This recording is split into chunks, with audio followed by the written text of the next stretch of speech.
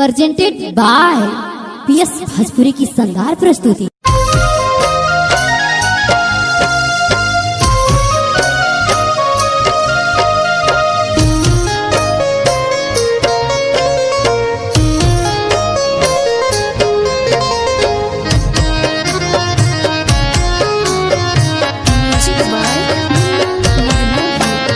ससुर जाते बारू सनम हो,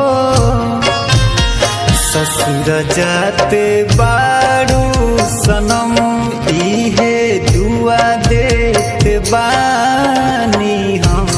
अखिया करी हन जान कबनम हो, तोहरा मिले नहीं कवनो सितम।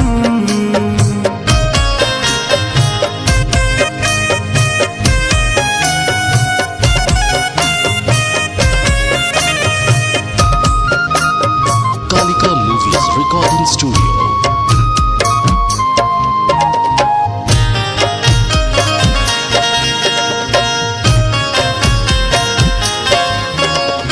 याद हमर आई कब जान हो,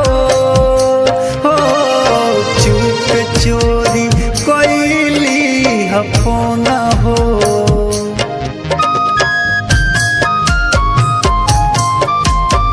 तोहरा गाँवे मिले जन हम आई हो, स्कूल के मिठाई दी हो खाई। दुनिया जाने बट बेर हम हो, इहे दुआ देत बानी हम।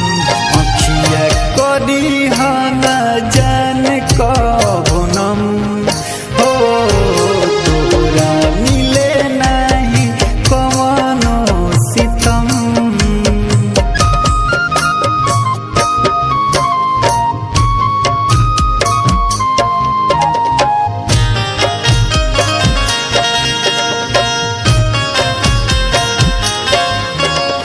जिए के सहारा तू रहलू हो, पिया संगे भोरे चल दिहलू।